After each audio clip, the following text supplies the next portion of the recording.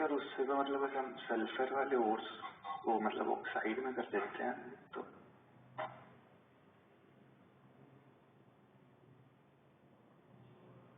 Basically बिल्कुल सही है। रोस्टिंग का एडवांटेज ये है यार बच्चों, ये सब दिमाग में अभी से भरते चलो, तुम लोग ना टाइम पास कर रहे हो। तो सबसे पहला एडवांटेज क्या है कि कोई भी जो सल्फाइड ओर्स हैं, है ना, वो सब ऑक्साइड में कन्वर्ट हो जाएंगे, क्योंकि ऑक्साइड को रिड्यूस करना इजी है कार्बन रिडक्शन से। सल्फाइड डायरेक्टली रिडक्शन में प्रॉब्लम क्रिएट करते हैं। साथ के साथ जब भी इस तरह के रिएक्शंस होंगे तो जो पोर्स क्रिएट हो जाते हैं ओर्स के बीच में, क्योंकि वहां के एलिमेंट्स निकल रहे हैं, पोर्स क्रिएट हो जाते हैं। इनकी वजह से नहीं, जैसे हाइड्रेट वगैरह हो गए वो निकल रहे हैं। तीसरा एडवांटेज ये है कि जो एलिमेंटल इम्प्योरिटीज रहती है, जिनके ऑक्साइड वोलेटाइल रहते हैं, वो सब ऑक्सीजन से रिएक्ट करके क्या बन जाते हैं, गैस फॉर्म में, और वो निकल जाते हैं। तो और इनरिच्ड हो जाता है हमारा। आ रहा है बात समझ में? बोलिए। तो ये एक इम्पॉर्टेंट चीज है जो मैंने आपको कल बताई थी कि इस तरह की चीजें होंगी। और उसके अलावा मैंने बोला था कि अच्छा कैल्सिनेशन का क्या एडवांटेज है भाई, जब ऑक्सीजन दे ही नहीं रहे हो तब क्या फायदा हो रहा है, बोलो। देखो, जिनके यहाँ इंटरनेट कनेक्शन ऑन है, मैं एक्सपेक्ट करता हूँ कि आपको डेली बताना ना पड़े। अच्छे से अगर आपके यहाँ इंटरनेट का कनेक्शन है, वाईफाई वगैरह है, तो आप अपने वीडियोस ऑन रख कर बैठा करो क्लास में। बहुत ही ऑड लगता है इधर की साइड से कि कोई भी विजिबल नहीं है, ऐसे ही भूतों को पढ़ा रहे हो, है ना। वीडियो ऑन करके रखो। मोबाइल इंटरनेट से अगर आप आ रहे हो तो फिर भी समझ में आता है, घर में वाईफाई लगा है तो कुछ समझ नहीं आता कि क्यों ऐसा हो रहा है। तुम्हें तीनों से बोल रहा हूँ, मैत्रेयी, जतिन, कृष्णा।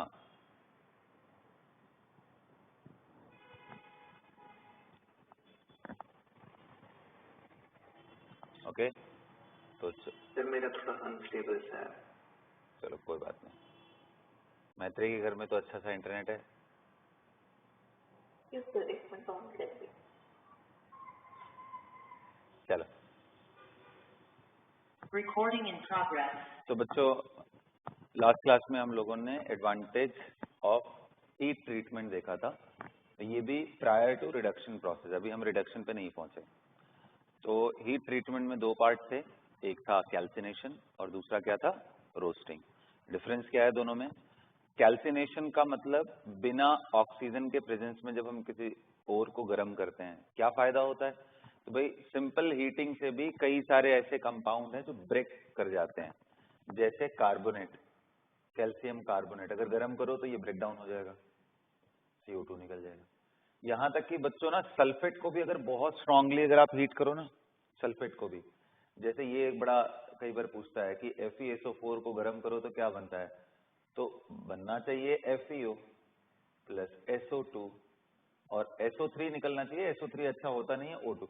ये O2 FeO को ऑक्सीडाइज कर देता है ना।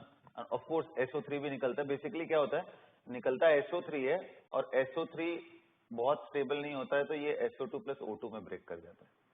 तो फिर भी SO3 का कंपोनेंट रहेगा O2। ये O2 एंड FeO रिएक्ट करके Fe2O3, एंड यहाँ पे आपको SO2 एंड SO3। तो ये भी कई बार क्वेश्चन पूछता है कि जब आप FeSO4 को गर्म करते हो तो प्रोडक्ट क्या आते हैं। तो बच्चे गलती क्या करते हैं, वो ये और ऑक्सीजन लिख लेते हैं, गलत हो जाएगा ना। तो आपको SO3, SO2 एंड ये भी नहीं मिलेगा, इसकी जगह पे Fe2O3 मिलेगा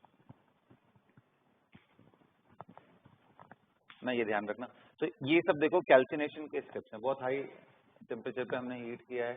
अच्छा, और क्या फायदा है, तो भाई जितने भी हाइड्रोक्साइड ओर होते हैं, जैसे मान लो आपका एल्यूमिनियम का ही हाइड्रोक्साइड है, तो हाइड्रोक्साइड को अगर आप गर्म करोगे तो हाइड्रोक्साइड OH वो ब्रेक होकर के आपको ऑक्साइड बना देंगे। देखो जनरली ना, जब भी आप बहुत स्ट्रांग हीटिंग करते हो बेटा, तो बहुत ज्यादा चांसेस है, अगर अल्कली मेटल को सिर्फ छोड़ दिया जाए ना, अल्कली मेटल को अगर छोड़ दिया जाए तो हीटिंग करने के बाद बहुत ज्यादा चांसेस हैं कि वो ऑक्साइड के ही फॉर्म में रुकेगा। तो ये Al2O3 है और प्लस H2O करके निकल जाएगा, तो ये सारी चीजें पोरस हो जाएंगी। मैं आपको कुछ और एग्जांपल दिखाता हूँ। जैसे मान लो बेटा आपने लिथियम कार्बोनेट को गर्म किया, लिथियम कार्बोनेट क्या मिलेगा आपको, Li2O प्लस CO2, जो मैं आपको बार बार बोल रहा हूँ कि आपको मोस्टली ऑक्साइड मिलने का चांस है। आपने बेरिलियम, मैग्नीशियम, कैल्शियम कार्बोनेट का तो हीटिंग आप जानते ही हो बचपन से, है ना। उसके अलावा आपने जिंक कार्बोनेट को हीट कर दिया। जिंक कार्बोनेट के और का क्या नाम है भाई? ये कार्बोनेट के और का क्या नाम है? याद करो, मैंने बोला था मैला कॉपर काला जिंक, कैलामाइन, कैलामाइन बोलते हैं, कार्बोनेट ओर्स हैं। और मेलाकाइट किसको बोलते हैं? बेसिक कॉपर कार्बोनेट को। यानी मेलाकाइट का जब नाम आएगा मेलाकाइट का, तो वो होता है CuCO3.CuOH होल ट्वाइस। और सिडराइट किसको बोलते हैं? तो आयरन के कार्बोनेट को, है ना। तो जब बच्चों इसको हीट करते हो तो क्या बनता है? ये बनता है ZnO प्लस CO2 बनता है। अरे बात समझ में?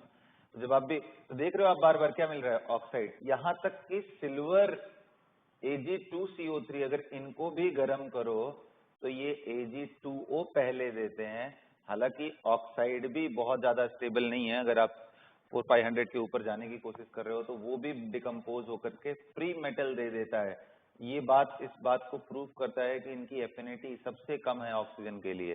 सिल्वर हो गया, गोल्ड हो गया, मतलब कॉपर के नीचे वाले जितने हैं ना, वो ऑक्सीजन को भी रिटेन नहीं कर सकते हायर। कौन कॉपर के नीचे कहने का मतलब मैं क्या बोल रहा हूँ? I am talking about electrochemical series. याद है क्या होता है? HCU, Hg, Ag, Pt, Au, ये सब इसके नीचे है। इनमें से किन्हीं के भी ऑक्साइड स्टेबल नहीं है। Oxides are unstable. ये बड़ा छोटा छोटा क्वेश्चन पूछता रहता है एग्जाम में एट हायर टेम्परेचर।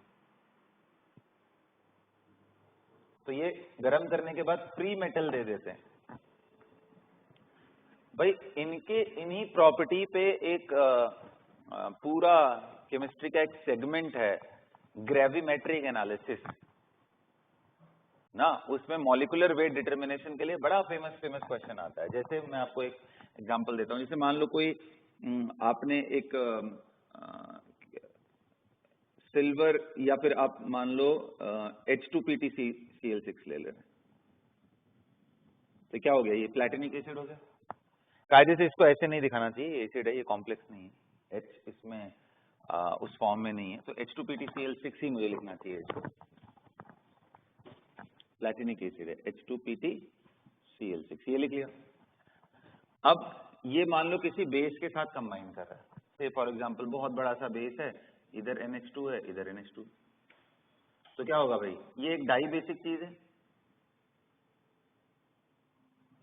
ये डाई बेसिक चीज है। तो इसको मैं अगर मुझे वाटर के अंदर देखूं तो ये NH3 प्लस OH माइनस हो चुका होगा, ये NH3 प्लस OH माइनस हो चुका होगा। तो मैं ऐसा बोल सकता हूं कि ये BOH होल ट्वाइस जैसा कुछ स्ट्रक्चर रखा होगा। बोलिए। तो जब ये डाई बेसिक एसिड को इसके साथ रिएक्ट कराओगे तो क्या बन जाएगा? B, H2 की जगह पे B आ जाएगा भाई, 2 H प्लस आयन गया, ये निकल गया, तो BPtCl6 बन गया। इसको अगर आप स्ट्रांगली हीट कर दो ना तो सिर्फ प्लैटिनम बचता है, बाकी सारी चीजें उड़ जाती हैं वोलेटाइल फॉर्म में, ब्रेक डाउन करके सब उड़ जाता है। तो पता है क्वेश्चन कैसे आता है कि इतने ग्राम से, for example X gram of this is heated strongly and we got Y gram of platinum। X ग्राम इसको गर्म करने से हमें Y ग्राम प्लैटिनम मिल रहा है। X ग्राम इसको गर्म करने से हमें क्या मिल रहा है? Y ग्राम प्लैटिनम मिल रहा है। तो बताइए इसमें B का मॉलिक्यूलर वेट कितना है? B का नहीं बल्कि इनफैक्ट वो BOH का पूछता है, BOH होल ट्वाइस। तो क्या नहीं निकल जाएगा? ये आसान क्वेश्चन ही तो है भाई। X ग्राम हमें क्या करना है? इधर और इधर में क्या चीज फिक्स रह रही है? प्लैटिनम। जितना प्लैटिनम इधर है उतना ही प्लैटिनम इधर है। तो हम क्या करेंगे? इसको बोलेंगे कि भाई X डिवाइडेड बाई, इसका पहले मोल निकाल लेंगे। इसका मोल कितना होगा भाई? Mass upon molar mass. Molar mass में किसका मास नीचे आएगा? B का मोलर मास प्लस प्लैटिनम का molar mass plus 6 time of chlorine का। अब ये एग्जाम में दिया रहेगा, नहीं तो आपको याद रहना चाहिए क्योंकि इतना कॉमन है इसलिए याद रहना चाहिए। तो ये वैल्यूज आपको मालूम है, सिर्फ यही नहीं मालूम है, is equal to number of mole of platinum on the right side, Y upon platinum. अब भाई आपको ये मालूम है, ये मालूम है, ये मालूम है, X मालूम है, Y मालूम है, B नहीं निकल जाएगा। अच्छा B मालूम चल गया तो अब ध्यान से देखो, अगर BOH के ट्वाइस का निकालना है आपको बेस का, तो OH का तो 17 होता है भाई, ऑक्सीजन कितना 16 और H का कितना 1, ये मिला दोगे तो कितना हो जाएगा 17। तो BOH का 17 होता है, तो आप उसमें 17 × 2 ऐड कर देना एक्स्ट्रा। तो ऐसे क्वेश्चन आते हैं। ठीक इसी तरीके से सिल्वर का भी यूज करके आता है। तो मैं यही समझाने की कोशिश कर रहा हूं बेटा कि इनके यूजेस इनकी प्रॉपर्टी पे डिपेंड करते हैं कि ये मेटल जो इलेक्ट्रोकेमिकल सीरीज में कॉपर के नीचे आते हैं उनके ऑक्साइड तक स्टेबल नहीं होते, वरना जनरली ऑक्साइड। और मैंने बोला अल्कली मेटल थोड़ा अलग है। अल्कली मेटल में भी अगर आप मेरे से पूछोगे तो मैं बोलूंगा कैटेगरीज याद कर लो। लिथियम के नीचे कौन है भाई, sodium, potassium, rubidium, caesium, francium, ये कैटेगरी बिल्कुल अलग है। इनको छोड़ के बाकी दुनिया एक जैसी है, और फिर ये कॉपर के नीचे वालों की दुनिया अलग है। तो 3 कैटेगरी में आप मेटल को डिवाइड कर दो।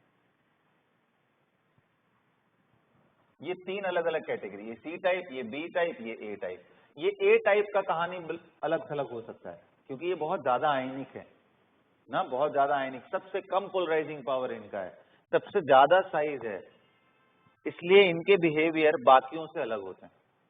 इनके भी बिहेवियर इन्हीं के तरह हैं, बस इनके ऑक्साइड भी स्टेबल नहीं है। तो गर्म करोगे तो फ्री मेटल मिल जाएगा, जो बाकियों के केस में नहीं होगा। समझ में आया? तो कहोगे सर आप बोल रहे हो कार्बोनेट को गर्म करने से CO2 निकलेगा, तो आपने बोला ये कैटेगरी अलग है, तो क्या सोडियम कार्बोनेट को भी गर्म करने से क्या Na2O मिलेगा? बच्चा बिल्कुल भी नहीं। Temperature less than melting point पे तो बिल्कुल नहीं। जब हम कैल्सिनेशन करा रहे हैं तो temperature less than melting point है ना, ऐसा नहीं होता है। तो ये डिकम्पोज ही नहीं करता है। Carbonate itself is stable for the sodium, potassium, rubidium, caesium नहीं मिलता है। और इनके इतने छोटे छोटे प्रॉपर्टी में मोल कंसेप्ट के बढ़िया बढ़िया क्वेश्चन बनाए जाते हैं। 2 मिक्सचर दे देगा आपको, sodium carbonate and barium carbonate का मिक्सचर दे दिया, और बोलेगा इसको गर्म किया, ये x ग्राम थे, गर्म किया तो यहां से रेसिड्यू मिला, और प्लस जो CO2 मिल रहा है वो कुछ y ग्राम है। तो बताओ इनके कॉम्पोजिशन क्या है, इनके परसेंटेज क्या है? तो जो CO2 आ रहा है वो आ कहां से रहा है? बेरियम कार्बोनेट से। उससे उसका मोल मिल जाएगा, उसका मोल मिल गया तो उसका मास मिल गया, पूरे मास में से इसको निकाल लोगे, इसका मास मिल गया। तो इतने अच्छे क्वेश्चन फ्रेम किए जा सकते हैं सिर्फ इतने कंसेप्ट पे, है ना। तो प्लीज इस थियरी को, एक तरह का ये थियरी है हीटिंग इफेक्ट का, तो please make a note and categorize the metal like this. Okay, 3 type of metals for heating. Category A कौन सी है? जिसमें sodium, potassium, rubidium, caesium, francium, ये बहुत ज्यादा आयनिक है, ये बहुत ज्यादा आयनिक है, तो इनकी हीटिंग इफेक्ट अलग होती है बिल्कुल। इनका पोलराइजिंग पावर सबसे कम। नोट करो जल्दी।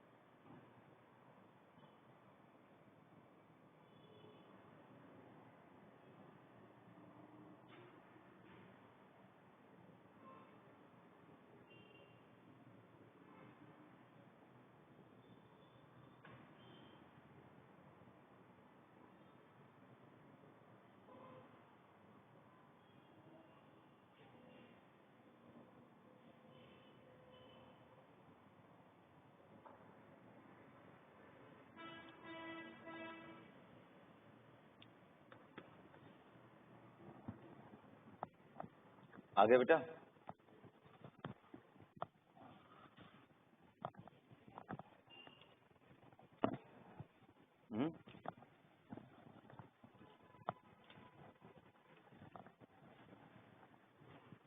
मैत्री अभी तक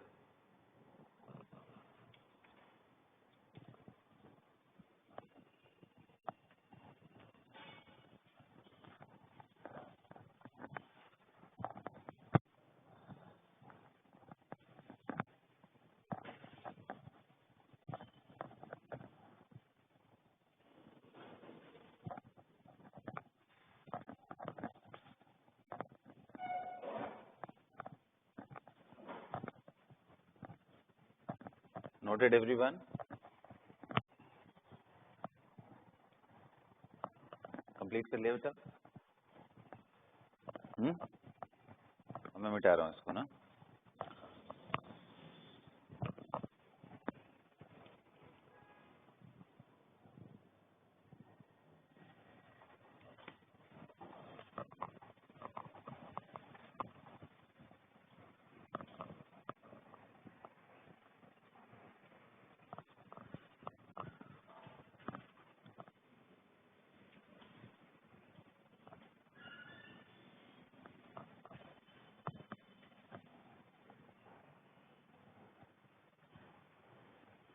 ओके, सो चलो ये तो हो गया कार्बोनेट के बारे में जो मैं आपको बता रहा था कि भाई इनके कार्बोनेट स्टेबल होते हैं, टूटते ही नहीं है। इनके कार्बोनेट CO2 देके ऑक्साइड जो कि जेन्युइन बनना चाहिए, इनके ऑक्साइड बनने के बाद वो भी टूट जाता है, फ्री मेटल मिल जाता है। ये 3 कैटेगरी होगी। अब आपको भी सर ऑक्साइड ही थोड़ी ना, नाइट्रेट भी है, सॉरी कार्बोनेट ही नहीं, नाइट्रेट की हीटिंग। तो देखो ये तीनों के कैसे कैसे अलग है। मान लो अगर सोडियम नाइट्रेट है, ये भी बड़ा फेमस क्वेश्चन है, ये भी भाई और होता है। क्या नाम है भाई NaNO3 का? इंडियन सॉल्ट पीटर या चाइल्ड सॉल्ट पीटर? चिले होता है वो, वैसे Chile is the name of country. कौन सा सॉल्ट पीटर है ये? Siddharth, the name of an, check करके बताओ। मैंने तुम लोगों को कल और का लिस्ट दिया था।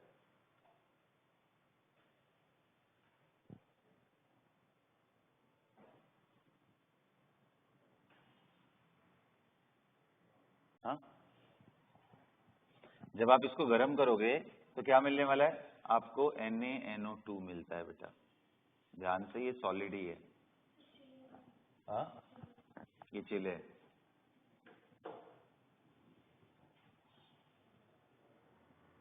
चिले सॉल्ट पीटर। पोटेशियम नाइट्रेट होता है तो उसको क्या बोलते हैं? Indian salt Peter.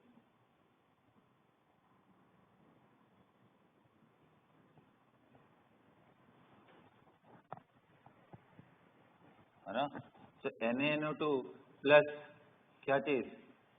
ऑक्सीजन मिलता है।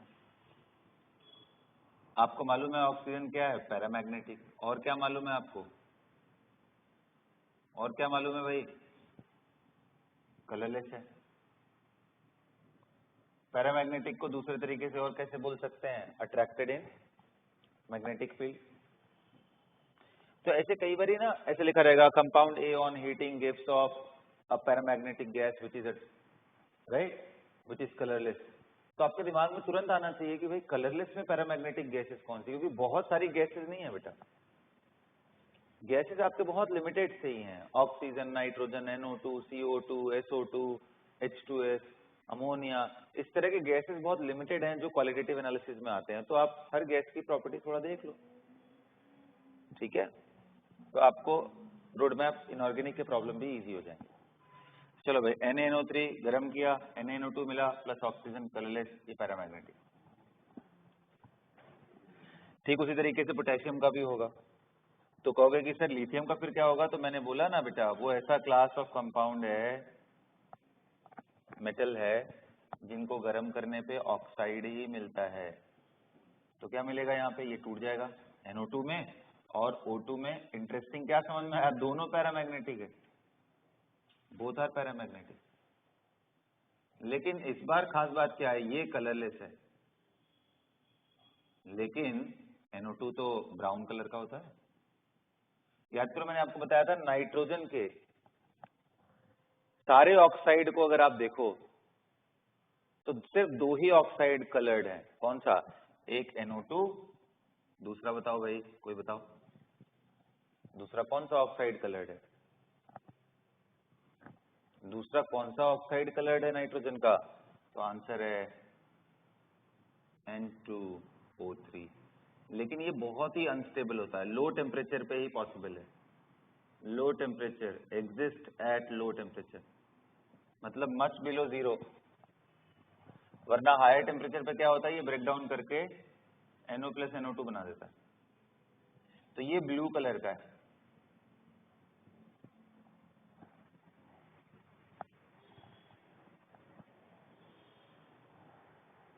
तो ये दो ऑक्साइड, ये ब्राउन है ये ब्लू है, दोनों बी बी से ही है,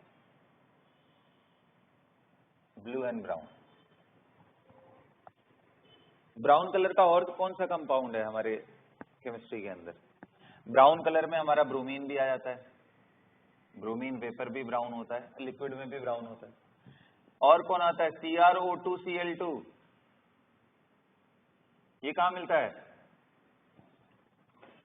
क्रोमिल क्लोराइड टेस्ट, जब भी हम पोटेशियम कार्बोनेट को K2Cr2O7 को Cl- और H+ आयन के प्रेजेंस में गर्म करते हैं तो यहां से ये कंपाउंड निकल के आता है CrO2Cl2, red vapour, red brown vapour. तो समझ लो कि क्या प्रॉपर्टी है भाई। इसको अगर आप आगे क्या डिफरेंस है, इसको अगर आप NaOH में डाल दिए तो ये क्लोरीन को भगा देगा और क्या बन जाएगा? क्रोमिक एसिड बेसिक मीडियम में वो क्रोमेट बन जाएगा CrO4 2-। ये येलो होता है। तो ये देखना कि कोई ऑब्जर्वेशन कराने से वेपर मिला, लेकिन जैसे ही NaOH डाला पीला पड़ गया क्या? अगर वो पीला पड़ गया, येलो हो गया, तो पक्का वो क्या था? क्रोमियम का कंपाउंड था। तो तुरंत दिमाग में आएगा ये CrO2। इसलिए आप धीरे धीरे अपने सेंसेस को अगर डेवलप करोगे ना और बार बार इसको हिट करने की कोशिश करोगे तो it will become very easy to handle these problems. Okay, तो यहाँ देखो दोनों ऑक्साइड्स आ रहे हैं, मतलब दोनों पैरामैग्नेटिक गैस आ रहे हैं। अब आप आ जाओ बेटा किस पे? इन सब पे आ जाते हैं। मान लो सिल्वर का ले लिया क्लास C का, इनके नाइट्रेट को गर्म किया तो क्या होगा? ये बन जाएगा Ag2O और ये क्या बन जाएगा? NO2 plus O2। और फिर ये फर्दर ब्रेकडाउन हो जाता है स्ट्रॉन्ग हीटिंग पे, ये सिल्वर प्लस ऑक्सीजन। तो भाई जैसा मैंने बताया कि जिस जगह पे वो बिलोंग करते हैं उसके हिसाब से कंपाउंड बनते हैं। यही सब कोर इनऑर्गेनिक है भाई, और कुछ नहीं है। कोर इनऑर्गेनिक मतलब इसमें कोई मैकेनिज्म नहीं है, थोड़ी बहुत अंडरस्टैंडिंग है, बाकी प्लेन इंफॉर्मेशन है। आप उसको रिवाइज करके ही ग्रैब कर सकते हो। It should improve test after test.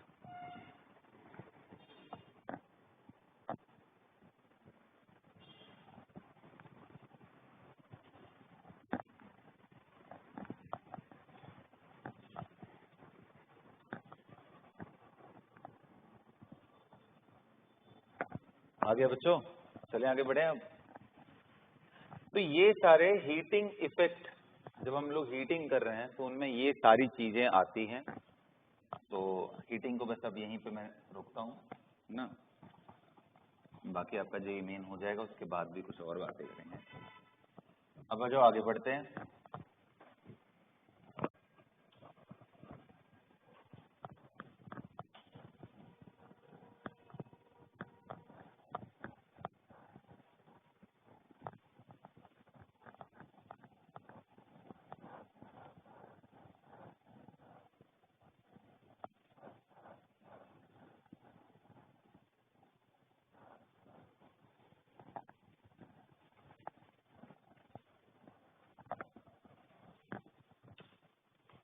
है ना। अब आगे बढ़ते हैं और डिस्कशन करते हैं कि भाई हम जो प्रोसेस ऑफ रिडक्शन है उसमें पहला पार्ट पायरोमेटलर्जी, हेडिंग डालो, उसके बारे में डिस्कशन करते हैं।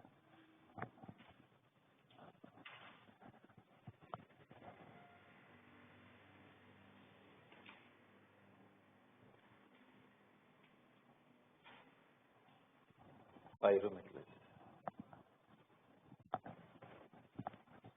ठीक है। What is pyrometallurgy? जब भी ओर्स का हीटिंग के थ्रू रिडक्शन हो, मतलब इसका जनरल फॉर्मेट क्या है भाई? Concentrated or plus reducing agent plus एक और चीज डालते हैं इसमें, फ्लक्स, अभी समझाता हूं क्यों, और हीट कर दो temperature greater than melting point. इस प्रोसेस को बोलते हैं स्मेल्टिंग। क्या बोलते हैं? स्मेल्टिंग। देखो नाम में ही मेल्टिंग है, along with melting is smelting। तो जब आप स्मेल्टिंग करते हो तो ये प्रोसेस करने के बाद आपको क्या मिलता है, एक तो मेटल या कई बार metal in lower oxidation state, further वो रिड्यूस होकर के मिल जाता है, और साथ में आपको क्या मिलता है, स्लैग। ये एक जनरल डिस्क्रिप्शन। पायरोमेटलर्जी, जहां पे एप्लीकेशन किसका है बेटा, हीट का है। ये क्या है, रिड्यूसिंग एजेंट। अब ये रिड्यूसिंग एजेंट में क्या क्या यूज कर सकते हैं, कभी कभी कोक, स्पेलिंग क्या होगा भाई कोक का, कोक, यानी ये कार्बन का ही एक फॉर्म है, इसको कार्बन रिडक्शन भी बोलते हैं, कार्बन रिडक्शन।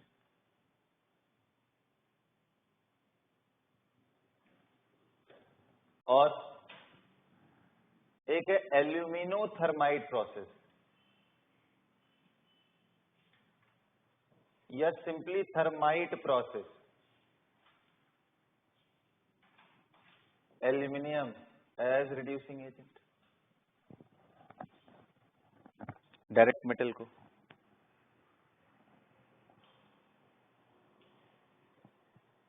आ रहा है बात समझ में। तो ऐसे बहुत सारी चीजें हमारे पास आएंगी रिड्यूसिंग एजेंट के फॉर्म में, लेकिन प्राइमरी लेवल पे ये और ये बहुत इंपॉर्टेंट है हमारे पास। हाँ, हाइड्रोजन भी आ सकता है, बिल्कुल आ सकता है हाइड्रोजन रिडक्शन। कोई और मेटल भी आ सकता है, मैंने एल्यूमिनियम ही क्यों लिया, कोई और मेटल भी ले सकता हूं, बट ये बड़े कॉमन से प्रोसेस है। आ रहा है बात समझ में। तो बाजू देखते हैं, कार्बन रिडक्शन करा के देखते हैं कैसे होता है। तो ये जो कार्बन रिडक्शन से जो मेन एक्सट्रैक्शन होता है बेटा, किनका किनका होता है, मेन एक्सट्रैक्शन होता है आयरन के ओर का। आप देखो, आपको याद भी होगा, मैंने बताया था हाई एक्टिव मेटल जैसे एल्यूमिनियम वगैरह हो गया, याद है। एल्यूमिनियम कहां से एक्सट्रैक्शन होता है उसका, बोलिए, एल्यूमिनियम का एक्सट्रैक्शन कहां से होता है, जल्दी बताओ भाई।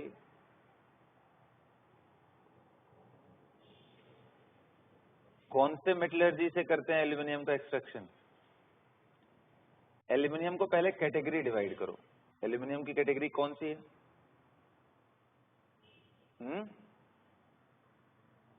एल्यूमिनियम की कैटेगरी कौन सी है, बोलो।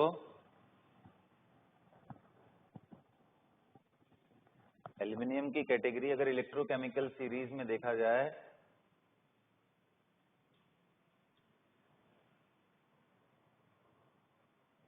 ये इलेक्ट्रोमेटलर्जी से निकाले जाते हैं।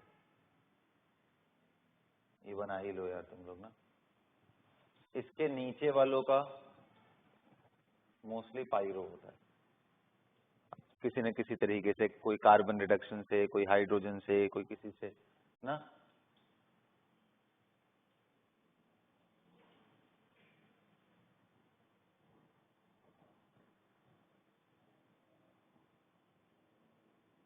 लेड, आ रहा है बात समझ में। और उसके बाद इनफैक्ट कॉपर को भी टू सम एक्सटेंट आप ये ले सकते हो। और इसके नीचे वाले मोस्टली एजी, एचजी, एयू, ये सबको किससे, इनको किससे, हाइड्रो। पिछले क्लास में बताया था मैकार्थर प्रोसेस, उसमें इसको साइनाइड के फॉर्म में पहले सॉल्यूशन में ले लिया जाता है लीचिंग सॉल्वेंट के थ्रू, एंड फिर बाद में जिंक से डिस्प्लेस करा दिया जाता है, कल ही समझाया था। तो इनकी मेटलर्जी तो ऐसे ही खत्म हो गई, सिर्फ प्यूरिफिकेशन बचा है ना। तो पायरोमेटलर्जी मेनली इनके लिए अप्लाई किया जाता है। उनमें भी अगर आप बात करोगे कार्बन रिडक्शन में, तो Fe आता है, जिंक आता है, Sn आता है, लेड भी आता है, but lead generally poor quantity of lead अगर प्रेजेंट हो तो कार्बन रिडक्शन।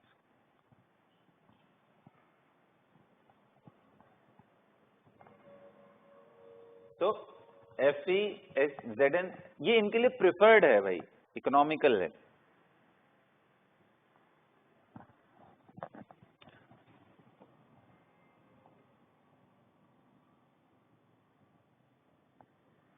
तो मैं पहले इसकी बात कर लूं, कार्बन रिडक्शन की बात कर लूं।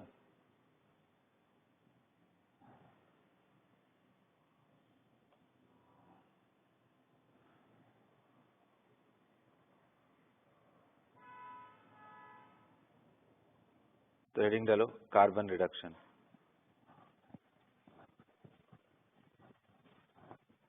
अच्छा, ये फ्लक्स वगैरह भी समझाता हूँ, पहले कार्बन रिडक्शन देख लो, उसके बाद खुद ही समझ में आ जाएगा तुमको, ठीक है। Carbon reduction noted.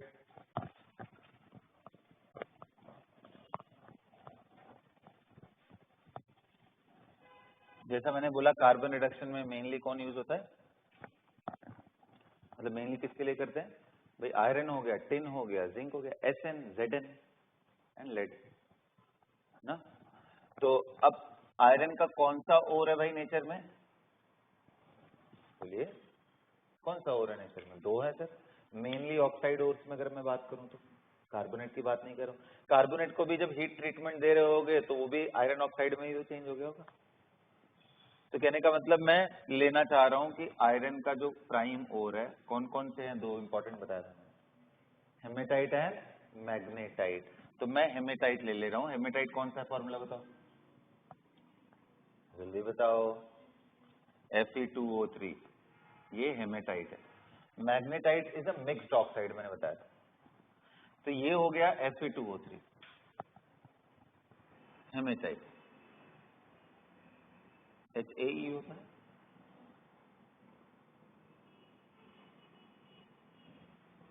अब इसके साथ क्या करेंगे, कोक, कार्बन लेंगे, ये कोक होता है। प्लस जो मैंने बोला था फ्लक्स, फ्लक्स यहां पे क्या लेते हैं, तो पहले समझो कि फ्लक्स है क्या। तो अभी मैं क्लियर कर देता हूं, यहां पे लेते हैं बेटा कैल्शियम कार्बोनेट। अभी समझाता हूं कि वो क्या कैसे करता है, ये फ्लक्स की तरफ से लिया। जब आप गर्म करते हो temperature greater than melting point पे, तो ये स्टेप बाय स्टेप डिसइंटीग्रेशन होता है। मैं इकट्ठे लिखने की कोशिश कर रहा हूं कि जैसे चलो आयरन मिल गया आपको ये मोल्टेन फॉर्म में, सॉरी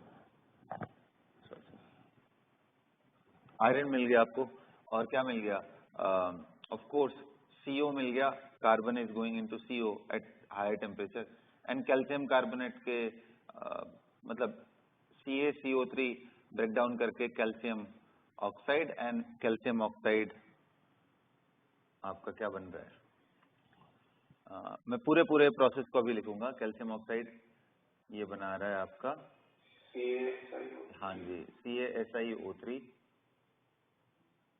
और भी बहुत सारी चीजें होती है, वो मैं अभी आपको दिखाता हूँ। ये जनरल है, it's not complete thing, just rough representation है ये।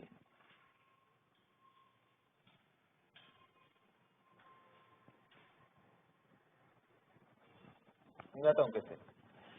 पहली बात तो ये समझ लो कि ऐसा क्यों करते हैं, कि ये क्यों चूज किया भाई, फ्लक्स होता क्या है। तो बच्चों देखो, सबसे पहले तो एक रिएक्शन याद रख लो कि गैंग प्लस फ्लक्स मिलके क्या बनाते हैं, स्लैग। अब ये जो फ्लक्स का चॉइस है ना, ये पूरी तरीके से डिपेंड करता है कि केमिकली अटैच्ड इंप्योरिटी है कौन सी। अगर मान लो गैंग हमारा SiO2 है, इसका नेचर क्या है बेटा, एसिडिक, तो हम डेफिनेटली इसे कैसा लेंगे, बेसिक।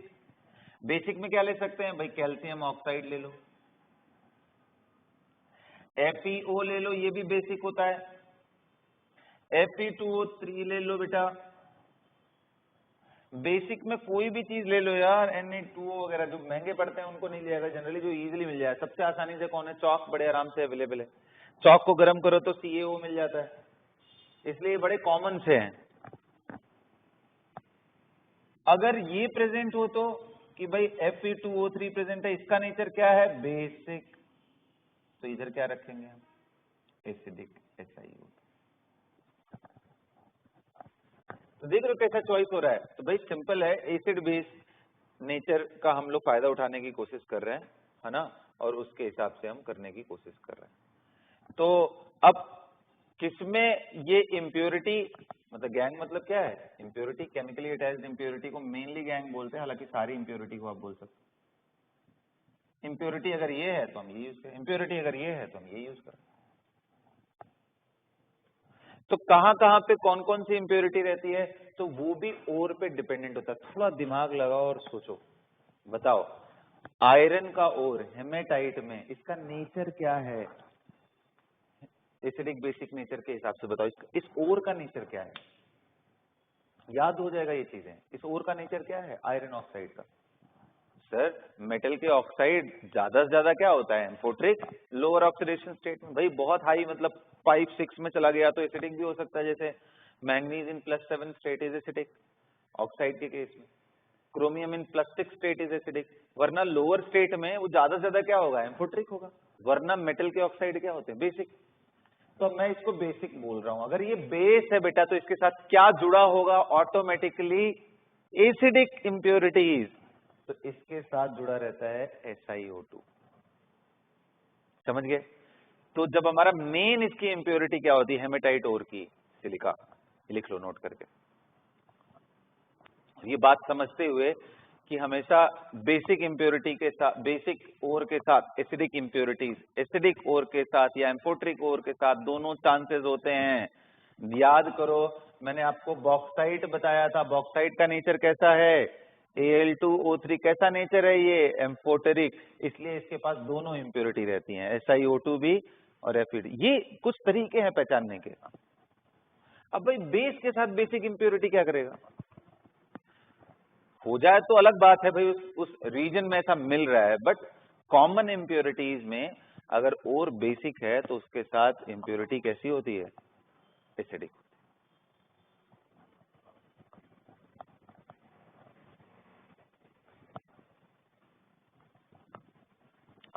और स्लैग क्या होता है, स्लैग बेटा low melting compound, generally low melting point compound का मतलब यहां पे मैं समझा रहा हूं, जनरली ये मेल्ट कर जाता है। तो जो हमारा स्लैग बनता है वो मोल्टेन फॉर्म में, जैसे CaSiO3 बना मोल्टेन,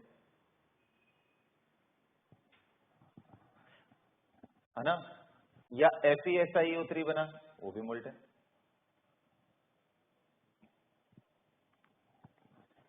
इनका आपस में रिएक्शन करा रहे हो तो FeSiO3 ये भी मोल्टेन।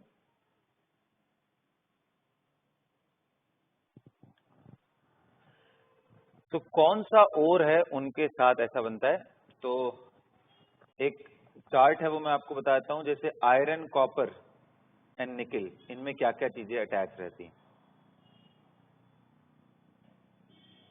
तो आयरन की ओर में सिलिका रहता है बेटा,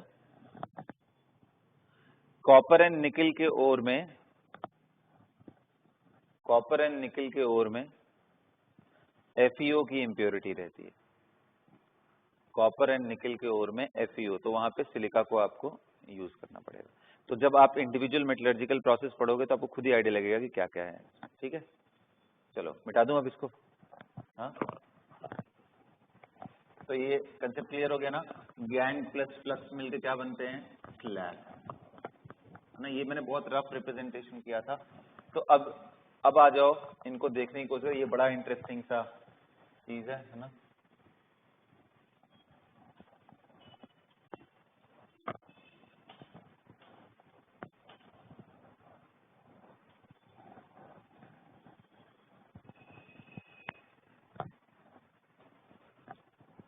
तो एक एक करके देखते हैं कि पूरा पूरा प्रोसेस हो क्या रहा है ना। चलो तो ये तो हो गया हमारा जनरल रिप्रेजेंटेशन। तो अच्छा इसके अलावा देखते हैं एल्यूमिनो थर्माइट प्रोसेस को भी देख लेते हैं। एल्यूमिनो थर्माइट प्रोसेस को भी देख लेते हैं, फिर सिलिंगम डायग्राम और वहीं से हम थोड़ा और डिटेल में घुसने की कोशिश करें। एल्यूमिनो थर्माइट प्रोसेस क्या होता है, तो जहां पे मैंने क्या समझाया, एल्यूमिनियम एक रिड्यूसिंग एजेंट की तरह काम करता है। एल्यूमिनियम का रोल कैसा होता है, एज अ रिड्यूसिंग एजेंट। तो ऐसे केस में क्या करते हैं, जैसे टाइटेनियम हो गया, मैंगनीज हो गया, क्रोमियम हो गया, आयरन हो गया, जो भी मेटल्स इलेक्ट्रोकेमिकल सीरीज में एल्यूमिनियम के नीचे होते हैं,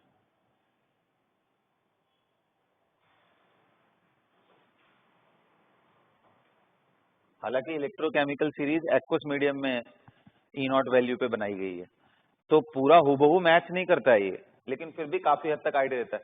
तो एल्यूमिनियम के नीचे कौन है भाई? हाँ, MnZn, क्रोमियम, अरे बात समझ में, and dot dot dot dot dot dot ऐसे करते हुए चला है। तो जो भी एल्यूमिनियम के नीचे हैं उनके ऑक्साइड को एल्यूमिनियम बड़े आराम से रिड्यूस कर देता है। तो यानी MnO2 को अगर मैं करूं एल्यूमिनियम के साथ हाई टेम्परेचर पे गर्म करूं, ध्यान देना बच्चों, ये एल्यूमिनियम मेटल है, ये सॉलिड होता है। तो जब आप गर्म करते हो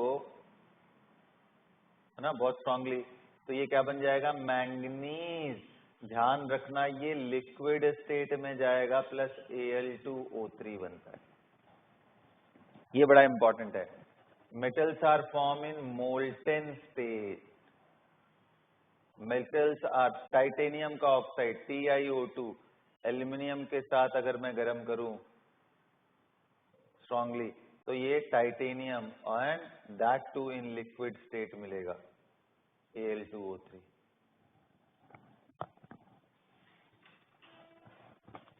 आ रहा है बात समझ में, है ना? क्रोमियम ले लिया, आयरन ले लिया,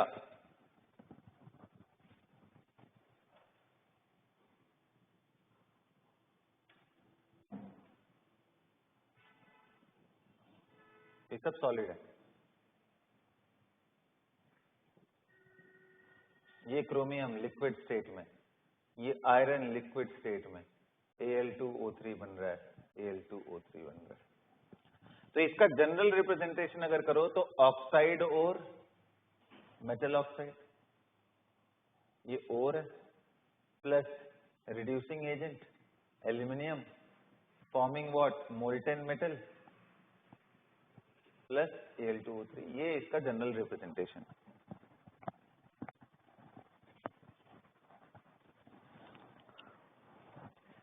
एक इंटरेस्टिंग चीज मैं आपको बताता हूं, aluminium under certain condition can reduce magnesium also, जो इसके ऊपर आ रहा है। अभी वो दिखाता हूं क्या है, लेकिन पहले ये सेट कर लो बढ़िया से।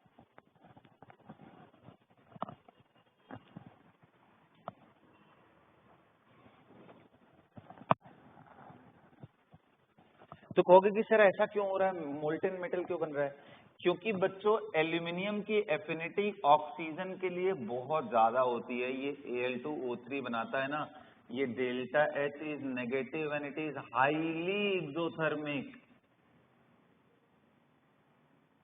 Is highly exothermic, excessive amount of heat is evolve. इतनी एफिनिटी होती है इसकी कि इतना ज्यादा हीट निकलता है कि ये रिडक्शन होने के बाद ये टेम्परेचर इतना अप हो चुका होता है उस मिक्सचर का कि इनको मोल्टेन स्टेट में वो कन्वर्ट कर देता है।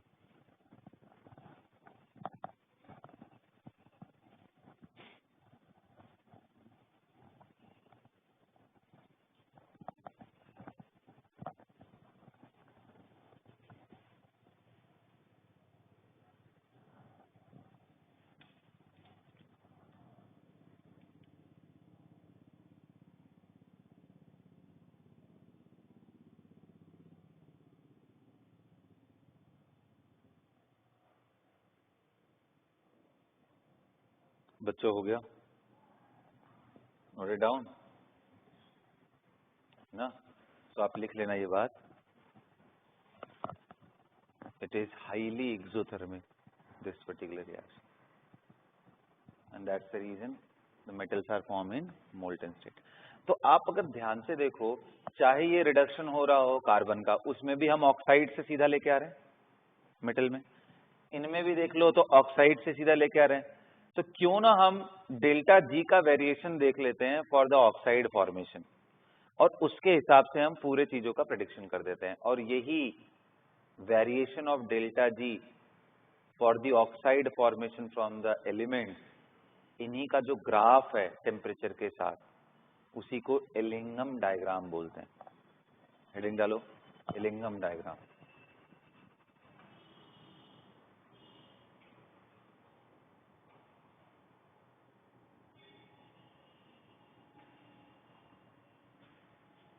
देखो एलिंगम,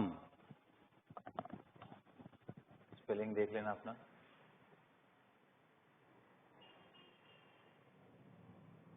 ELL होता है, कैसे? Ellingham, Ellingham diagram.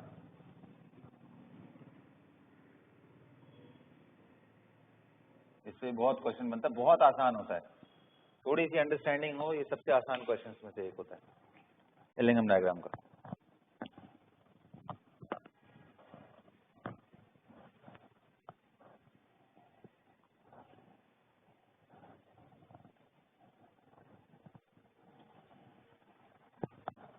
तो लिखो एलिंगम डायग्राम, लिखो it is the graphical representation of variation of delta G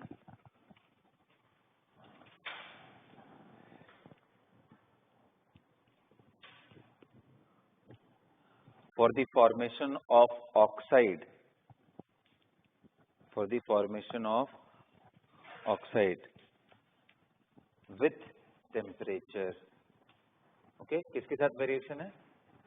So Ellingham diagram is the variation of delta G with temperature for the formation of oxides ना। तो आज general चीजें पढ़ लेते हैं ना। अब अगर आप देखो तो मैंने एनसीईआरटी ओपन करो अगर आप, तो आपको बहुत सारी चीजें देखने को मिलेंगी। मैं सीधा आपको ड्रॉ कर रहा हूँ एक डायग्राम और टेम्परेचर के साथ। रेफरेंस इज जेडी ली,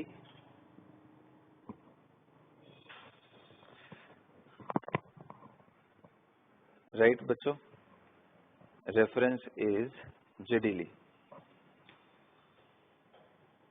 तो ये मैं डायग्राम ड्रॉ कर रहा हूँ। सबसे पहले मैं एक काम करता हूँ, डिफरेंट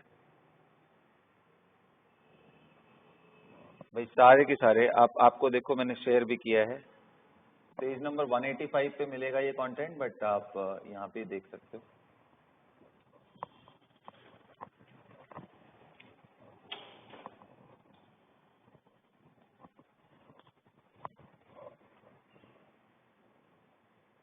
ध्यान से देखना, ये बहुत इंपॉर्टेंट है।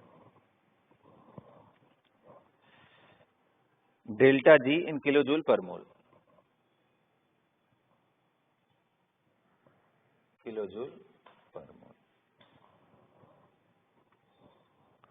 और ऑफ कोर्स इस साइड में क्या है, इधर की साइड में क्या है बेटा, टेम्परेचर। और ध्यान रखना जीरो वाली जो लाइन है, बल्कि मुझे इसको ऊपर दिखाना चाहिए, ये स्केल को मुझे, क्योंकि कंफ्यूजन ना हो ना, इसलिए यहाँ पे लिख दे रहा हूँ कि इस साइड टेम्परेचर, क्योंकि जनरली बॉटम पे ही दिखाया जाता है, बट इसका जीरो जो है ना वो यहाँ पे है, एकदम टॉप पे ले रहा हूँ। ये जीरो वाली लाइन है, जीरो। ये वाली लाइन कौन सी है, जहाँ पे डेल्टा जी जीरो। तो जीरो अगर ये वाली लाइन है तो ये पक्का ये नेगेटिव वाली होंगी, और ऊपर क्या है पॉजिटिव, और ये क्या है नेगेटिव।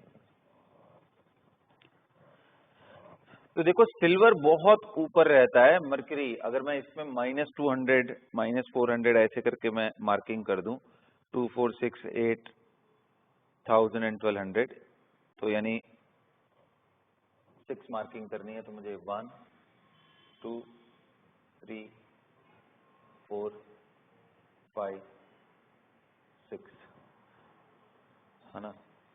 तो अगर ये हमारा -200 है, ये -400 किलो जूल, ये -600, अच्छे से ड्रॉ करना, ये आपके बहुत काम आने वाला है। -1000 -1200 ,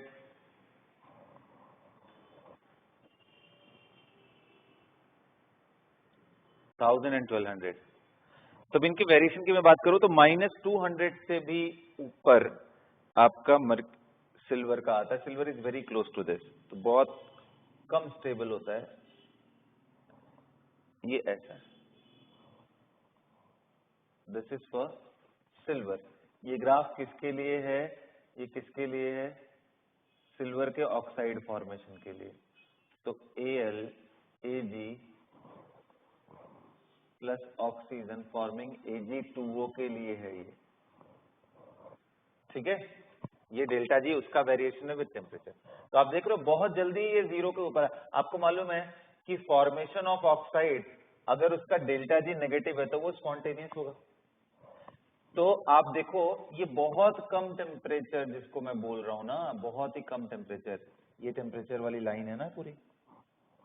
तो टेम्परेचर बहुत ही रूम टेम्परेचर के ऊपर लेके चले जाओ तो 200-250 डिग्री के अंदर ही वो टूट करके नॉर्मल में जाता है, क्योंकि उसके बाद देखो ये पॉजिटिव जोन में चला गया और उसके पहले नेगेटिव। यही पार्ट है जो इसको स्टेबल किया हुआ है। तो लोअर टेम्परेचर पे आपको सिल्वर के ऑक्साइड मिल जाएंगे, बहुत लोअर टेम्परेचर। इसलिए याद करो ओर के केस में मैंने बताया था सिल्वर का sulphide is more abundant in nature as compare to silver oxide ना। उसके बाद मर्क्यूरी का देखते हैं। मर्क्यूरी भी ऊपर ही है यहीं पे। मैं टेम्परेचर आपको बता दूंगा 356 डिग्री सेल्सियस ना।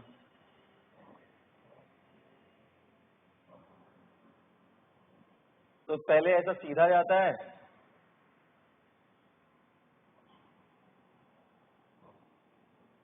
और फिर ऐसा हो जाता है, ये मर्क्यूरी। तो अब मैं सिर्फ Hg लिख रहा हूं, ठीक है, बार बार वो रिएक्शन नहीं, plus dot dot dot understood है। अब 200 एंड 400 के, अब सीधा 400 के नीचे आ गए। तो यहां पे आपका एक निकल का दिया हुआ है ग्राफ, ये निकल का है, और ठीक उसके नीचे आयरन का दिया हुआ है।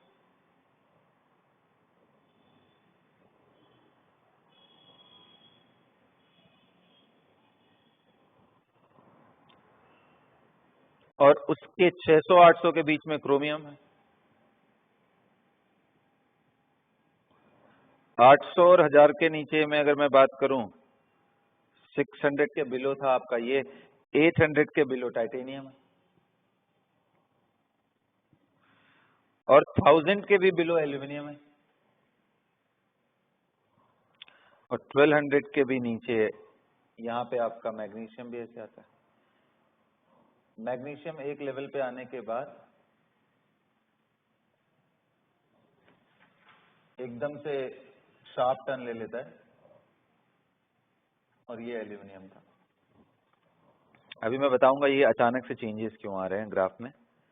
और उसके नीचे अगर बात की जाए तो कैल्शियम कहीं यहां स्टैंड करता है। तो आप इमेजिन करो कि ये कैल्शियम का, राइट।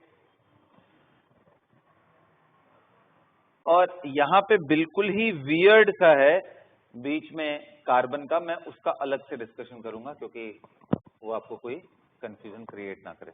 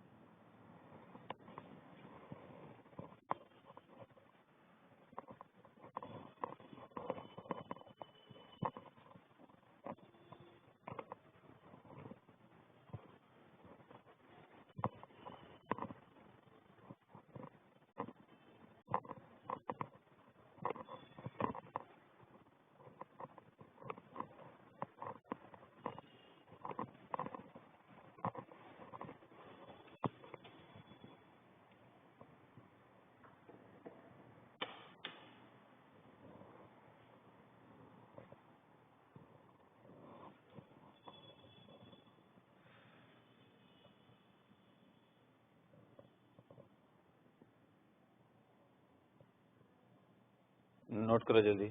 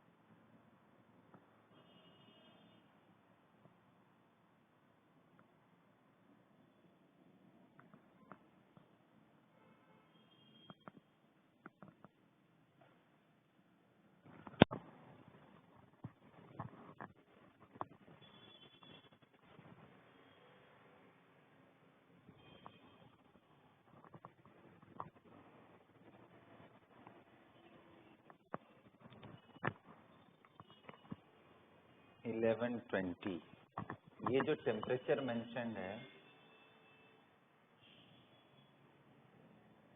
1120 डिग्री सेल्सियस है।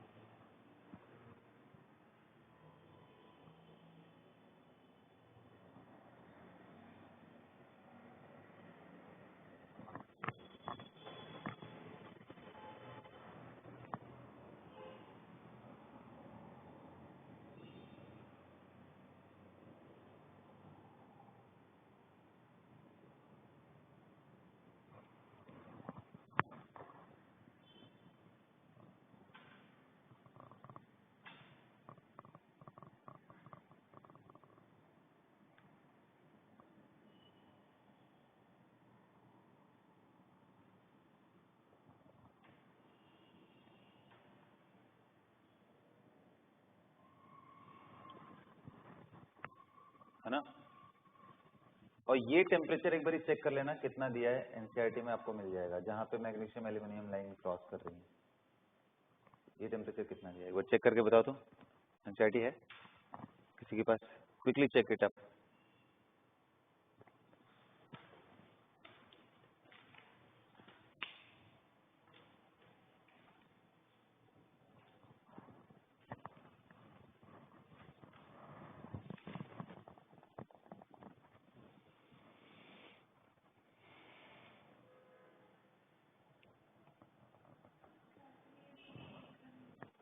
दिखाओ।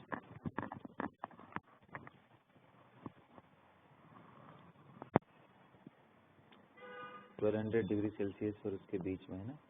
यहाँ पे इंटेक्स्ट में एक क्वेश्चन दिया होगा।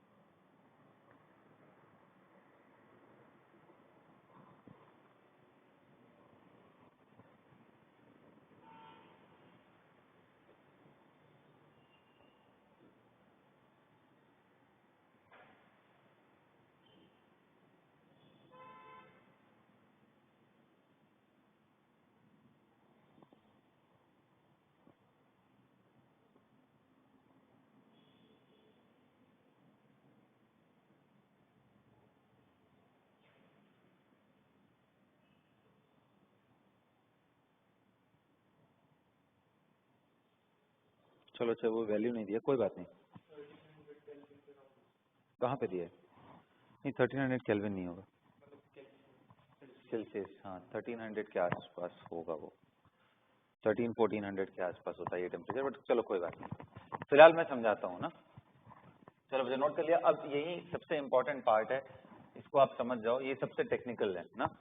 पहले तो ये ग्राफ देख रहे हो सबका, मोटा मोटी नेचर कैसा है, स्लोप इनका पॉजिटिव। तो आज मैं देखता हूँ कि वेरिएशन क्या होता है डेल्टा जी का। तो डेल्टा जी का वेरिएशन कैसे होता है बेटा, delta H minus T delta H. तो इस ग्राफ में अगर देखा जाए तो अगर इसको y में मानूं तो ये कोई कांस्टेंट है और ये माइनस टाइम्स जो स्लोप है m इंटू एक्स, जहां पे x हमारा क्या था, टेम्परेचर। तो अगर मैं स्लोप देखूं, कंपेयर करूं, तो स्लोप क्या है, माइनस डेल्टा है, और इंटरसेप्ट क्या है, negative delta H, which is a negative value, क्योंकि आपको मालूम है कि भाई मोस्टली ऑक्साइड फॉर्मेशन क्या होते हैं, एक्सोथर्मिक इन नेचर। भाई बर्निंग क्या होता है, एक्सोथर्मिक ही तो होता है। तो mostly oxide formation is exothermic, ये आप लिख सकते हो, since oxide formation of any thing of most of the thing, anything बोलना ठीक नहीं है, क्योंकि जैसे कुछ कुछ प्रॉब्लम आती है, जैसे नाइट्रोजन का oxide formation is endothermic. Most of the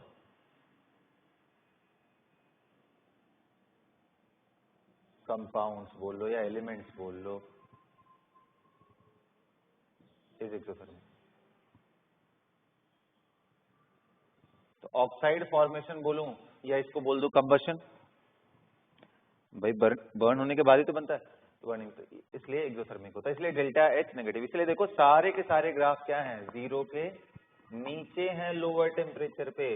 भाई टेम्परेचर अगर मैं 0 केल्विन कर दूं तो ये तो फैक्टर खत्म हो गया ना, हालांकि 0 केल्विन पे तो रिएक्शन ही नहीं होगा, क्लोज टू 0 ये फैक्टर खत्म, तो उस समय यही है जो इसको फिजिबल बनाता है। तो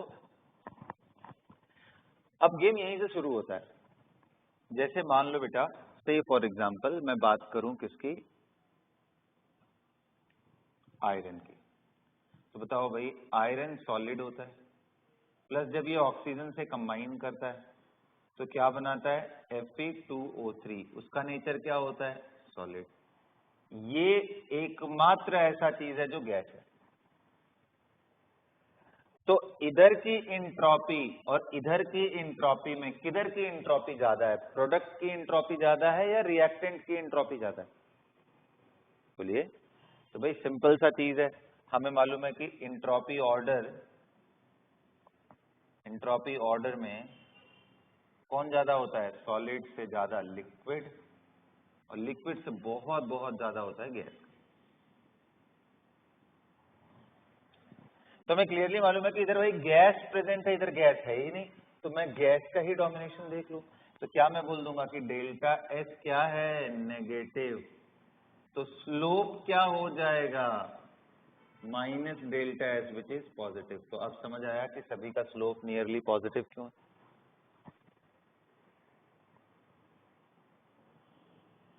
और सभी नेगेटिव इंटरसेप्ट से ही क्यों स्टार्ट हो रहे हैं, ये क्लियर हो गया। टेम्परेचर बढ़ाते जाओगे तो कितने लोग कह रहे हैं कि टेम्परेचर बढ़ाते जाएंगे तो वैल्यू बढ़ती जाएगी, भाई ऐसे बढ़ता चला जाएगा, बढ़ता चला जाएगा, बढ़ता जाएगा। मतलब जैसे जैसे टेम्परेचर आप अप करते जा रहे हो, फॉर्मेशन ऑफ ऑक्साइड डिफिकल्ट होता जा रहा है, बल्कि बैक आना इजी हो जा रहा है। जैसे ही कोई भी ग्राफ 0 के ऊपर चला गया बेटा, ये अनस्टेबल जोन है ऑक्साइड फॉर्मेशन के लिए। इसलिए देखो सबसे पहले कौन ब्रेक डाउन कर रहा है, सिल्वर एंड मर्क्यूरी।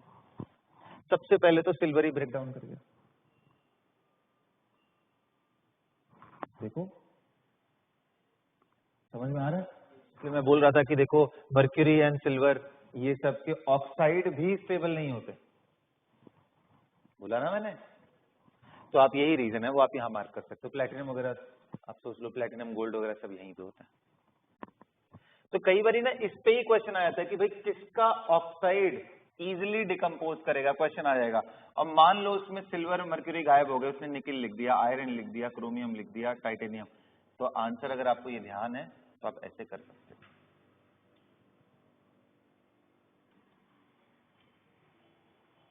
ठीक है।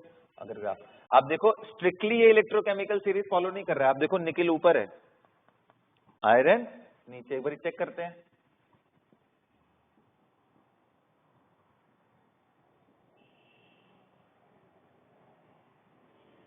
Mn, Zn, क्रोमियम, देखो आ रहा है क्या, NiSN, Pb। तो एक बार ही देखो तो ग्राफ में जितने ऊपर वाले हैं वो नीचे होने चाहिए, क्योंकि ये एक्टिव है ना, तो इनका ऑक्साइड फॉर्मेशन बहुत ही स्टेबल चीज है, तो ये नीचे होने चाहिए। तो देखो इसीलिए कैल्शियम वगैरह सबसे नीचे, कैल्शियम से ऊपर इसमें मैग्नीशियम दिखाया है, मतलब रिवर्स ऑर्डर होना चाहिए इसमें। तो सबसे नीचे होना चाहिए यहाँ पे, अगर मैं बात करूं तो लिथियम और पोटेशियम अल्कली मेटल को, और ये हो गया हमारा कैल्शियम एंड मैग्नीशियम। चेक कर लेते हैं कैल्शियम, मैग्नीशियम एंड एल्यूमिनियम। तो देखो इसमें एल्यूमिनियम लेस रिएक्टिव है, तो यहाँ पे वो ऊपर रहना चाहिए, किसके कंपैरिजन में, तो है भी मैग्नीशियम के ऊपर है, कोई दिक्कत नहीं। आ रहा है बात समझ में, मैग्नीशियम के ऊपर एल्यूमिनियम, कहने का मतलब जो ऊपर हुआ वो ज्यादा स्टेबल या कम स्टेबल, कम स्टेबल। उसके क्या चीज कम स्टेबल, ऑक्साइड, क्योंकि ऑक्साइड का ही फॉर्मेशन का लिखा। जो ग्राफ जितना ऊपर वो उतना ही ऑक्साइड उसका अनस्टेबल। ये ऐसे ही वर्डिंग्स लिख लो।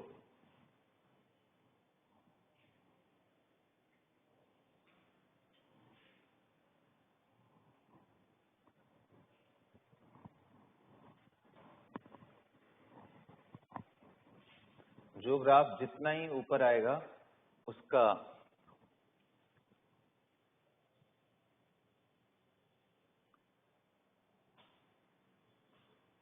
समझिए बात। ओके,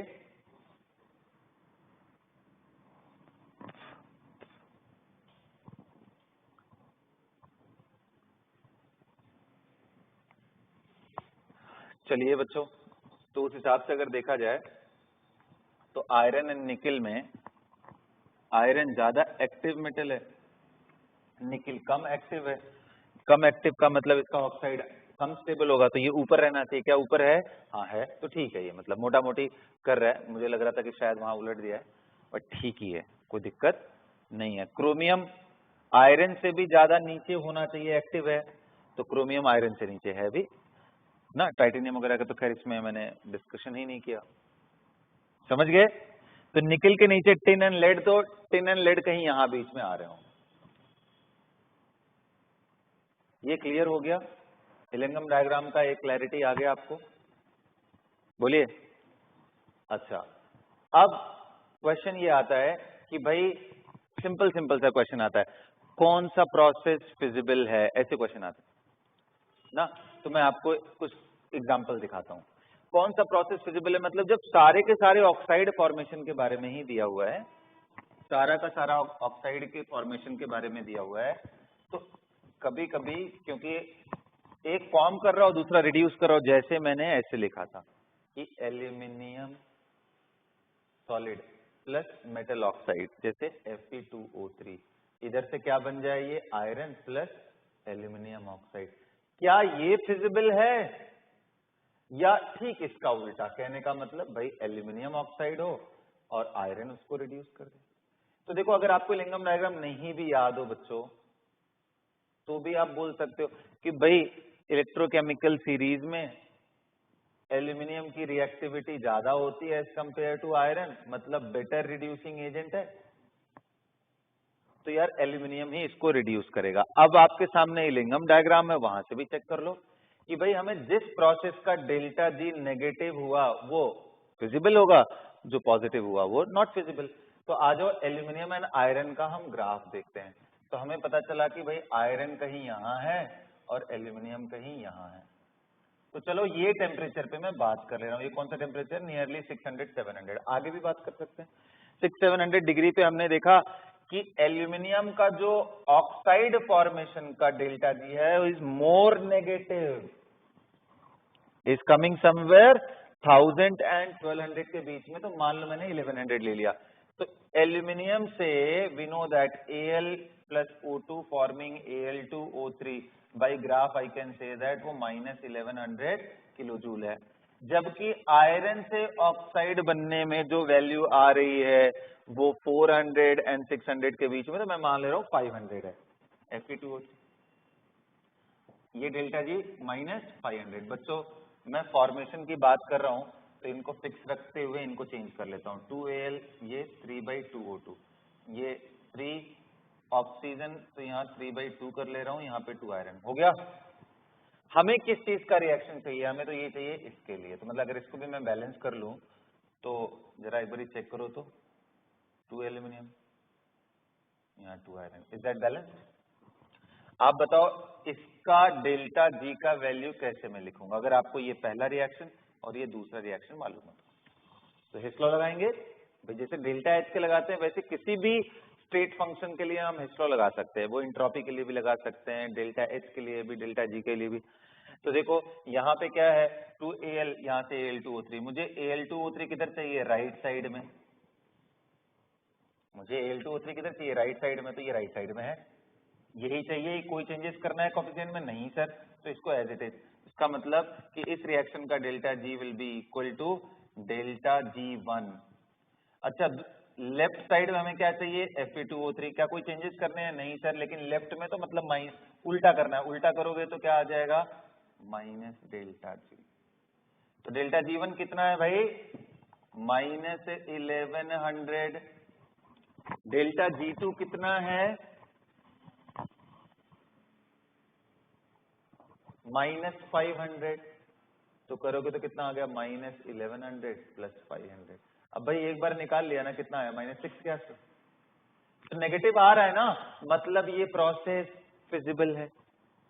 और इसका ठीक उल्टा करके देखो तो डेल्टा जी पॉजिटिव हो जाएगा, तो that will not be feasible. तो क्या समझ में आया कि जिनका भी इलिंगम डायग्राम में ऊपर की तरफ ऑक्साइड होंगे, उनको नीचे वाले मेटल से आप उनके ऑक्साइड को, सिंपल है यार, ऐसे भी याद कर लो, जितने ऊपर उतने कम स्टेबल ऑक्साइड, मतलब उतना जल्दी मेटल बनाएंगे।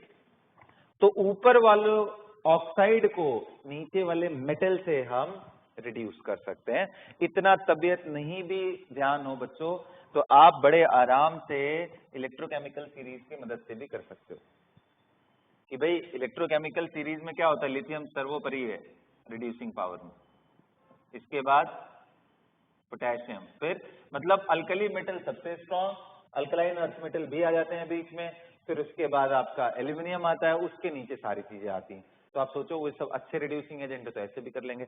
तो आप ऐसे करके देखो या ऐसे करके देखो, रिजल्ट सेम ही आने वाला है। आंखें खुली रखोगे तो आपको कोई तकलीफ नहीं आने वाली है इलिंगम डायग्राम में। अंडरस्टूड? हाँ, अब आ जाओ, जो सबसे कोर पार्ट था इस पूरे चीजों का, उसको मैं डिस्कस कर देता हूं, दैट इज कार्बन। क्योंकि देखो कोक का यूज कर रहे थे, कार्बन रिडक्शन बहुत इंपॉर्टेंट पार्ट है हमारे लिए।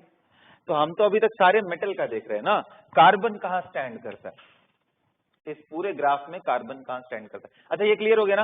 अच्छा देखो एक बार कभी क्वेश्चन ये आ जाए कि ये बताओ, क्या कभी, देखो ऊपर वाला ऑक्साइड है, ध्यान से देखो, ये ऊपर ऑक्साइड है, एल्यूमिनियम का ऑक्साइड फॉर्मेशन, ये कम स्टेबल है। इसका मतलब magnesium can reduce Al2O3, magnesium can reduce Al2O3 into what? Aluminium. Magnesium की पावर है, ये कर सकता है भाई, ये नीचे है तो अच्छा रिड्यूसिंग एजेंट है, ये कर लेगा।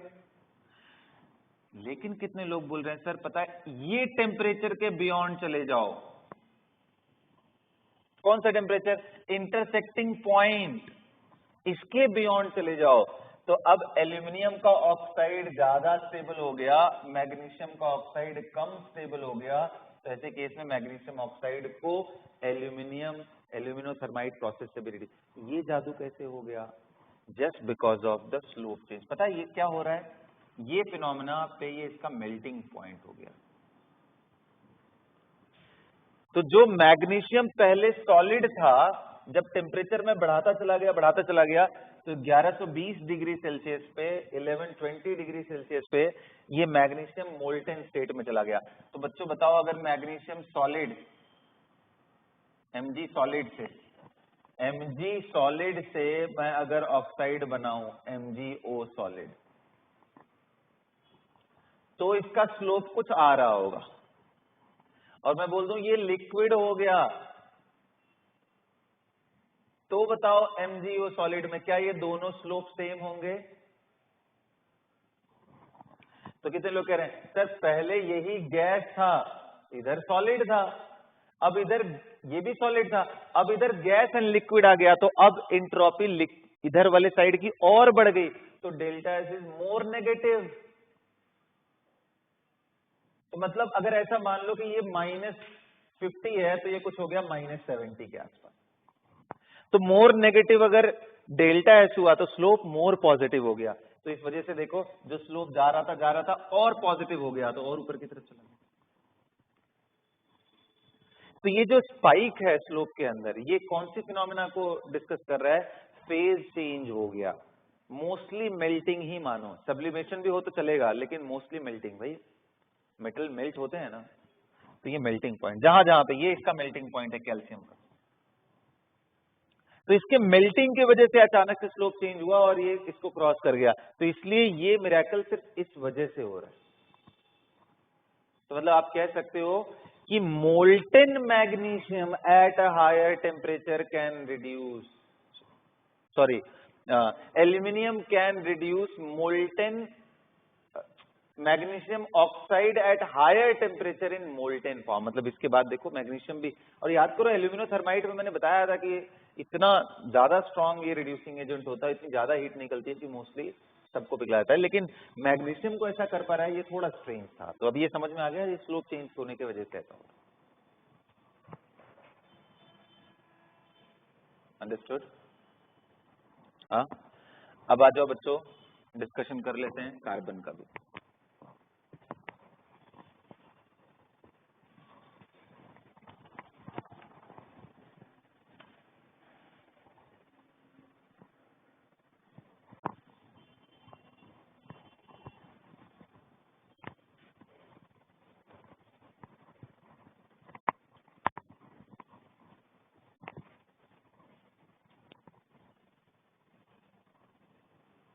मिटा दूं इसको?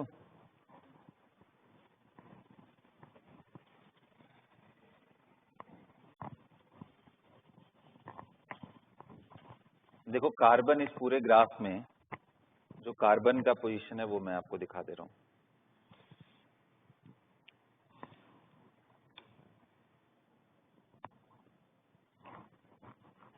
आप बताओ बेटा, कार्बन का जल्दी से बताओ तो। C solid plus O2 forming CO2, एक चीज ये हुआ भाई। दूसरा क्या हुआ? C solid plus half O2 forming CO2। बताओ गैस है ना। फटाफट मुझे स्लोप का आइडिया दे दो, इसका स्लोप क्या होगा और इसका स्लोप क्या होगा? पॉजिटिव, नेगेटिव, जीरो, यही बताओ बस, जल्दी बताओ।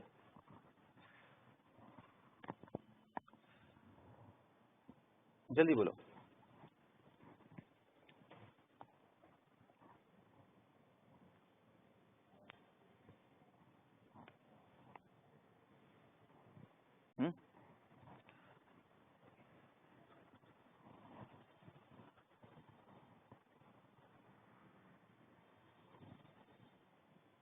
नीचे वाले में सी ओ होगा। हाँ हाँ, CO होगा, सॉरी।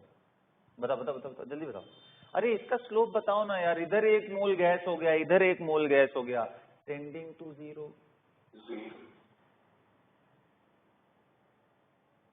अरे दोनों तरफ 1 1 मोल गैस हो गया, इसका क्या होगा?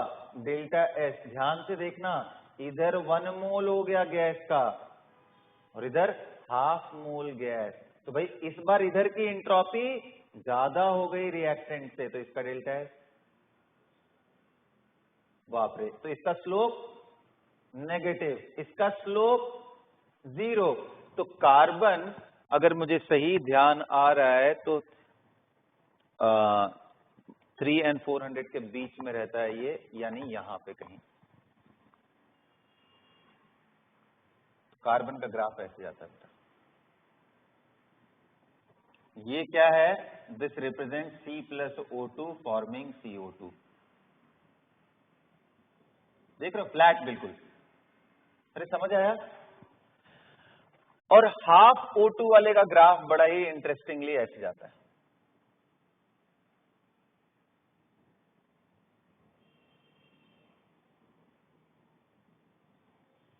क्योंकि उसका ही स्लोप ऐसा था जो नेगेटिव था।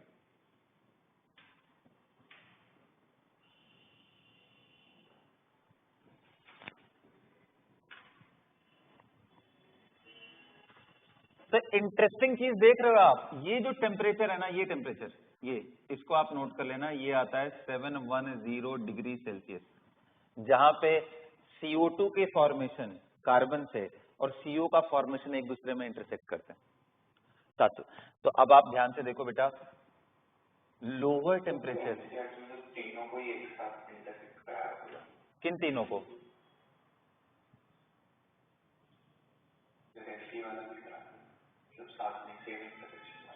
हाँ तो करा लो ना। अरे मैं तो अभी मेरा ये फोकस है ही नहीं। अभी मेरा फोकस सिर्फ और सिर्फ क्या था? सिर्फ और सिर्फ अभी दिमाग में कार्बन है, ठीक है? अभी इनको समझाना है। तो ये सब अभी भूल जाओ 1 मिनट के लिए, आगे क्या है कैसे ये सब भूल जाओ, अभी सब दिमाग में ये रखो, ठीक है? अब नीट एंड क्लीन लग रहा है? तो ध्यान से देखो बच्चों, लोअर टेम्परेचर पे क्या बनना ज्यादा फेवरेबल है, CO2 या CO? लोअर टेम्परेचर पे 710 से नीचे क्या ज्यादा नेगेटिव आपको दिख रहा है? ये वाला ग्राफ नीचे दिख रहा है 710 के बिलो।